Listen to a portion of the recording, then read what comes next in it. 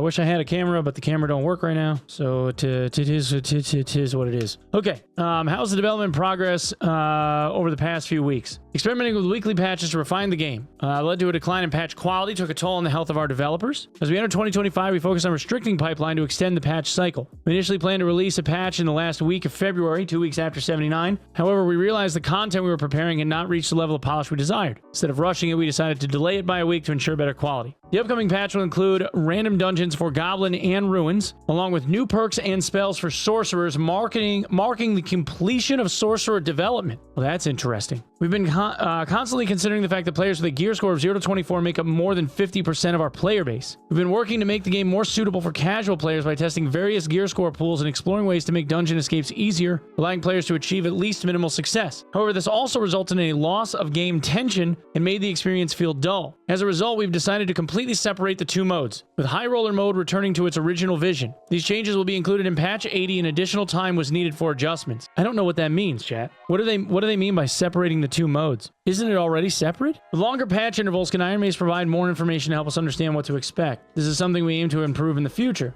While some may disagree, we do not have any hesitation in communicating. In fact, we can do so frequently and comfortably. However, the issue has been that the messages are not always well organized and tend to be scattered. This is why we have been considering official communication methods such as Tavern Table. The challenge is that preparing and managing such communication takes more resources than we initially expected. We'll strive to provide more frequent and accurate updates.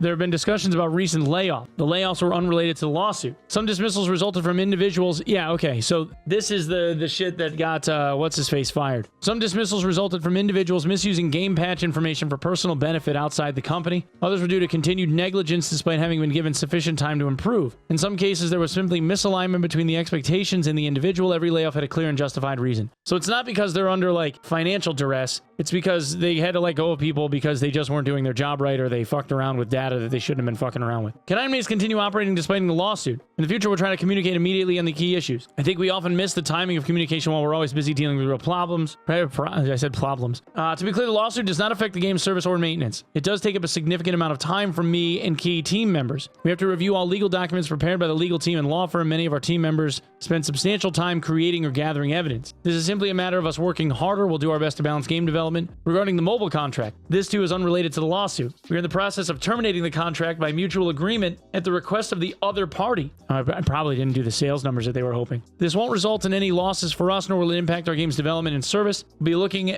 for new mobile partnerships or looking to expand with our own mobile platform, but it's not something we're considering right now. Stream sniping has become more common as Ironmace working on a solution. We're aware that since the introduction of CMM, stream sniffing has become worse contrary to expectations. There are ways to prevent re-entry to the same instance, but this can cause another problem and cannot be easily determined. CMM and escape down system adjustments are scheduled, and we'll think about it so that we can solve the problem together in this process. There's kind of an issue with this, though, that has been sort of kind of outlined. So the way that it works right now is you just need to have two characters that are over level 20. You can, like, go to trade or whatever. Let's say I just want a survival bow or something. Like, what are these? Yeah, so let's say I want a survival bow. Nope. Because weapons are the things that are like the highest GS, right? So an epic survival is 70, a legendary survival bow is 139. So now my gear score is 120. Now my gear score is 240, right? And then if I want to go play like HR, right? HR Frost, it's just got to be 240 or higher, which is what I am now, right?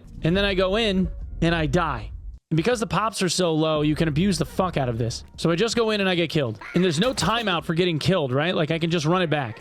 So now I'm dead, but now I have the opportunity to spectate the entire lobby for a minute, right? And then I can look at everybody's inventory and go like, all right, who's got juice? Who's got juice? Who's got juice? Right? I can look around like, this guy got juice? Not really. Let's see. Well, this guy's kind of got some stuff, right? Like he's got gold pants, RORs, like, see what I mean? Like he's going magic damage, right? He's got a unique hound skull. Like, all right, that guy's got some stuff. So does this guy. This guy's got some stuff, right? Like, he's running a bunch of uniques, okay? So now I picked my target, okay? Now I picked my target. Now I go back and I choose my main, and now I can go run Frost and go look for that guy because now not only do I know what module he's in, but I also know what gear he has, and if I'm really proficient at the game, now I can choose, like, what character is best suited to counter the wizard, right? So I can spend all day long sniping the fuck out of lobbies to find people to target and go hunt, which is some bullshit, but it exists, and it's something they really gotta, like, work on fixing. It's not even, that's not even stream sniping. That's just lobby sniping. And it's going on like a lot.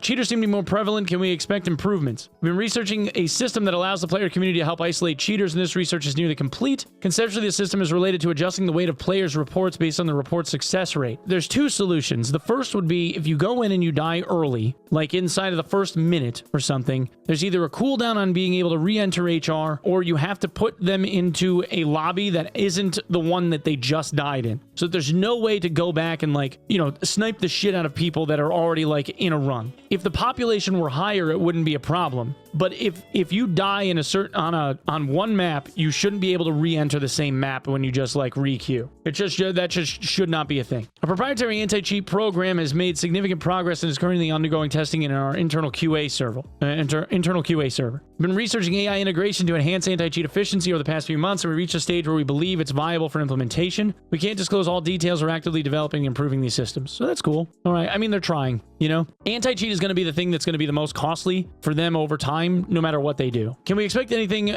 fresh to liven up the current wipe? HR will return to being a hardcore experience. A new arena season is also planned to launch during the current season to test fixes for arena MMR issues. Once the Sork update was complete, we'll finally be able to adjust the game's core mechanics. The first targets will be bunny hopping and movement speed. So they're getting rid of B-hop. They've been saying forever that they wanted to get rid of B-hop, which is like, you know, you jump and then as soon as your feet touch the floor, you jump again to maintain momentum. You can do that while having a casting animation. They're going to have to adjust move speed while casting in order for casters to be able to adequately kite people. But they've been saying for probably, what, 6 months now that they're going to remove bunny hopping, which is why I never really like leaned into that very hard. It's interesting that they're finally talking about doing something again. We've wanted to address these issues for a long time and had to wait for the right timing. Nothing new may happen this season. We'll be preparing for next season at the same time making sure this season doesn't get too boring. In Korea, we've slowly begun engaging with the media, while overseas, we've relied mainly on Discord and random podcasts. This has led to information asymmetry depending on the communication channel. To resolve this, we'll do our best to ensure that all regions receive information simultaneously through more balanced communication efforts. Also, I recently started playing Fighter. So we're going to see fighter buffs, boys.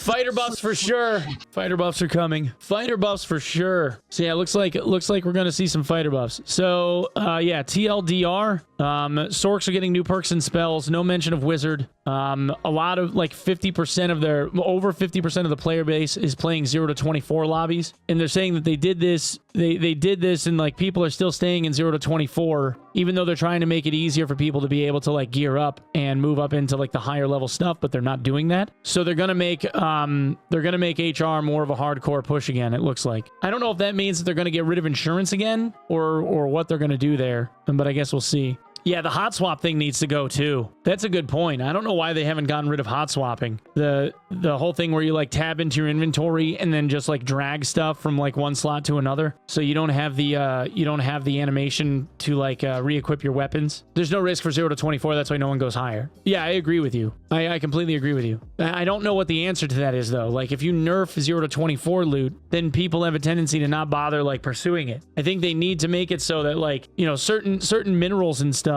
or like there's got to be a carrot to chase to bother going into HR in the first place, because like in like uniques, artifact weapons and stuff aren't enough of a carrot, because the guys that run HR, the vast majority of them, unless they're like hardcore like OG bros, they tend to not bother hunting down bosses in HR. They just kind of exist in HR to get like, you know, gear or whatever. They enjoy the extra challenge, or they just want like the higher percentage drop chance for loot, but there isn't like a necessity to go there unless it's like leaderboard push. Yeah, I think, and I've been saying for a while, I think the 124 and under like normal lobbies are like peak PvP. Like 0 to 24 is like okay, but I feel like the under 124s, when you're able to like optimize gear kits and stuff, you're left to have to make choices in terms of like what it is that you take. Do you focus on like getting more health, or do you grab a few points of extra damage, or like how do you end up, you know, mixing that up? I've always felt like the 124 shit has always been like the best like purest PvP, because you don't have like ultra chads like just gear checking people. Recommend moving things like troll pelt, spectral fabric, and those things to HR only. Yeah, so the other part of that is they've tried to make an active move to not alienate the free-to-play guys that are doing like the single character like free-to-play account, like playing normals only, so that they can complete all of the quests that they have. Because if you notice, like last season, there were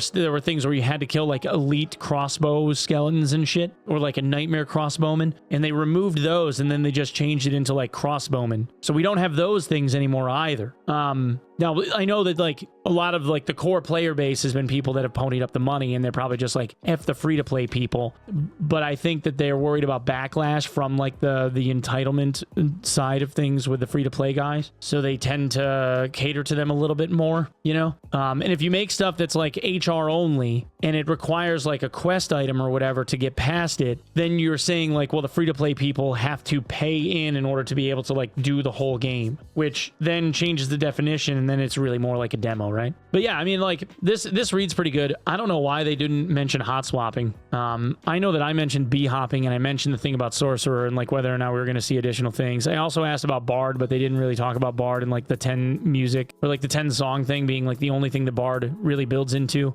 And every once in a great while they'll do dissonance, but that's it. But yeah, I mean, like it makes sense, right? That they've had to spend as many hours as they have. Now, like players might look at this and go like, yeah, whatever, bro. And I mean, everybody's going to have their own thoughts and opinions, don't get me wrong. And I know that people want to see content happening more often and faster or whatever than it is right now. I'm one of them. I would love to have new shit to do, but they're working on it as much as they can, I'm sure. And after sorcerer, we're supposed to get monk, so maybe we'll see monk before the end of the calendar year. That'd be pretty cool. I'd be down for that. Hopefully next season we end up seeing the water map too, because that's what they had been planning on. So we'll see how far along they got. But anyway, yeah, I mean that's pretty much the whole Q&A. It was pretty much short. Like it seemed like they just summarized the million or so questions that they ended up getting. But yeah, I guess it's mostly okay information, mostly good. I think I would have rather they talked about the the other like little exploity things like hot swapping gear and shit. But it seems like they're trying to nip that a little bit as time goes on. Do you think +5 all warlock will get changed? I don't know. Like warlock's a pain in the ass unless it's not. Like I've had warlock fights where like, because I play Sork primarily now, right? So me versus a warlock is kind of a shit show. I get dunked on because that's like the antithesis to what a sorcerer does. They have like a little bit of anti-magic, and then the Sork tries to like blow their load, and if they don't hit like every little thing